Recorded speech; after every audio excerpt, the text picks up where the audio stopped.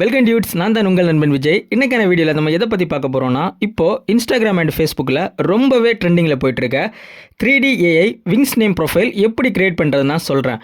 Edit பண்ணுறது ரொம்பவே simple தான்.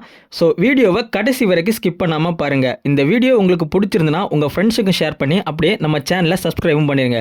சரி, எப்படி எடிட் பண்ணுறதுன்னு பார்ப்போம். எடிட் பண்ணுறதுக்கு முன்னாடி 2 முக்கியமான ஸ்டெப்பு என்னென்னு பார்த்தீங்கன்னா, இந்த வெப்சைட் நீங்கள் ஃபஸ்ட் டைம் யூஸ் பண்ணுறீங்கன்னா கண்டிப்பாக சைன்இன் பண்ணுற மாதிரி தான் இருக்கும். அதனால் நீங்கள் டெம்பரரியாக யூஸ் பண்ணுற ஏதாச்சும் ஒரு மெயில் ஐடி அண்ட் பாஸ்வேர்ட் கொடுத்து லாகின் பண்ணிக்கோங்க.